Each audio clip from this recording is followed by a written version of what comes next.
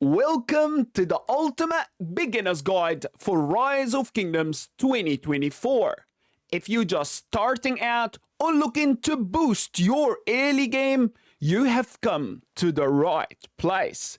I have been playing Rise of Kingdoms for 4.5 years, and I know how overwhelming it could be at the start. But I promise you, after you watch this video, you will be well equipped to grow your kingdom, choose the best commanders, and avoid common mistakes. Are you ready? Let's go! Your starting civilization is a key to your early success. So here are my top 3 civilization that I recommend for beginners. Number 1 is China. Great for boosting your troop defense, 5% action point recovery, which is amazing, and the bonus here is the 5% building speed. It helps you push your building a lot faster early game. Number 2 is going to be Spain. Spain is one of the great early game civilization. Why? First of all, it gives you cavalry 5% defense, which is great, but 10% extra experience gained from barbarians and other natural units is huge. It will help you upgrade your commanders a lot faster, which is critical in this game. And the resource production 20%, it's just amazing. Anytime you log into the game, you click to collect your resources, you're just getting 20% extra production. And number 3 is Korea. Increase archer defense 5%, hospital capacity 15%. It could be very valuable if you have early war in the game. And the research speed 3% is as well great bonus. It helps you excel your technology early game, which makes you a lot stronger. In Rise of Kingdoms, city management is all about balance. You will be tempted to rush your city hall at the beginning of the game. Don't. Focus on upgrading your resource building, hospitals, and your troop training centers regularly. Focus on maintaining a steady supply of food, wood, stone, and gold by upgrading your farms and lumber mill. And always keep your building and research queued up when you log off. This way, when you're not playing, your city still growing. Sun Tzu is a great choice for defense, and his first skill is an AoE, area of damage skill, which is incredible because it can hit more than one target, up to 5 enemy targets. So he is a great investment for early game. You need to get him to level 60 as soon as possible. And the bonus thing about Sun Tzu, he is one of the great commanders that you could use to chain barbarians early game. What chaining barbarians mean is you pay one amount of action point to kill one barbarian, and you use the AoE, the area of damage, to try to taunt another barbarian, like what I did in this small video. And you compare him early game with Joan of Arc, or you compare him with Beyond. And remember, only the primary commander need to be level 60. The second commander we're going to talk about is Bybers. Again, another great early game commanders to use. He again offers AoE, area of damage, up to 5 enemy targets, which is pretty much exactly similar to Sun Tzu's skill.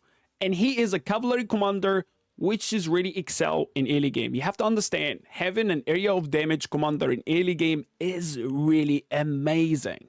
And you could pair Bybers with Pelagius, or you can pair him with Balasaurus. And the third commander we're going to talk about is Kusunoki. Guys, a great archer commander for early game.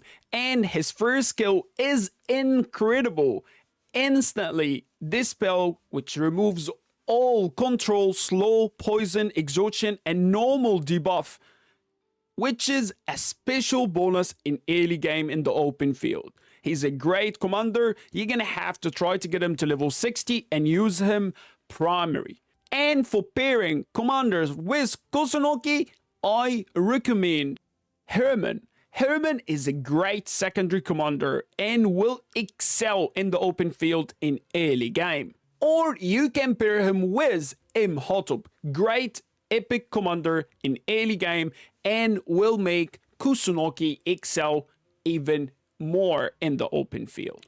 And for sure, don't forget the Gathering Commanders. The great epic Gathering Commanders are Joan of Arc, Queen Tamar, and the one and only Matilda of Flanders. A lot of great Gathering Commanders. I really believe all the Gathering Commanders in the game are amazing. But when it comes to open field choices, you have to make the right choices. And my biggest tip when it comes to commanders is to save your legendary commander sculptures until you enter KVK 3, because you get more variety of legendary commanders that are a lot more powerful, and they're gonna make your Rise of Kingdom experience millions times better. So yes, try to use your epic commanders KVK 1, KVK 2, and try to save as many golden sculptures so when you move to KVK 3, you will be the ultimate Rise of Kingdom player. Research is the backbone of your kingdom growth. In the early stages, prioritize economy, tech, like gathering speed to boost your gathering speed in early game, and your number one focus has to be to go to engineering. The max building speed you get out of this is 35%, and mathematics is the research speed 15%, which is incredible. These two are critical in helping you grow in early stages in Rise of Kingdom. Engineering, mathematics, you must remember these. And one huge tip, guys, is to make sure your academy building is always queued. Even if it's a small research, everything adds up. Focus before you log off to make sure your building is queued and your research building or your academy is queued. Joining an active alliance is one of the smartest decisions you could make at the beginning of your Rise of Kingdom journey. Why? Because the right alliance offers you a huge amount of benefits, like speeding your building and research with alliance help.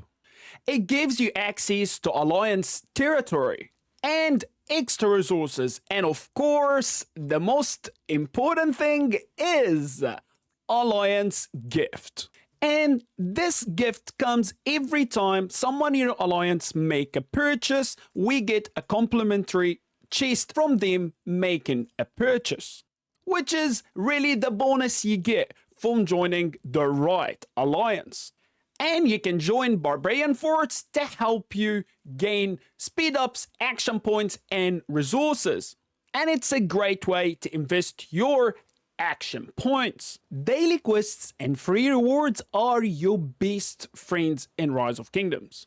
They provide a steady stream of resources and speed ups, which are essential for progressing in the game. Make sure you're claiming your daily chest and complete your daily objectives.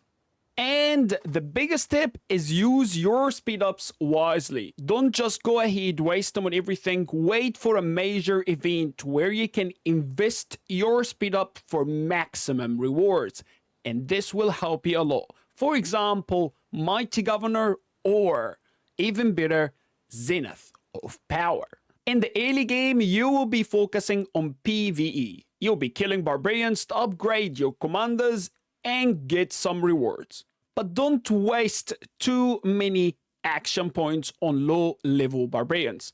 Wait until you have bigger barbarians available, or there is an event that gives you extra rewards for killing barbarians. So you're not only getting rewards for killing barbarians, no. In the background, you're also claiming a second reward, which makes it really worth it spending action points. And guys, when it comes to PvP, this is where I really don't recommend you get involved in war in early game. And if it happened that you couldn't stop a war from happening and you had to be involved in war, my biggest recommendation is make sure you have your beast commanders as garrisons, because in the early game, high spenders will be able to dominate low spenders. So make sure you avoid all war at all cost early game. Focus on growth and making your account better and stronger. So to recap, awesome people, make sure you choose the right civilization that will benefit you and your style of play in Rise of Kingdoms. Balance your city progression and join an alliance to boost your growth. Rise of Kingdom is all about strategy and long-term planning. Don't rush it. And guys, if this guide did help you, please don't forget to smash that like button and subscribe for more Rise of Kingdom content. And if you have any questions or I didn't explain something that you need help with, please don't hesitate to ask a question in the comments. Thanks a lot for watching Apocalypse Gaming, guys. Come closer. Boom, boom, baby. Let's go. And I will see you next time.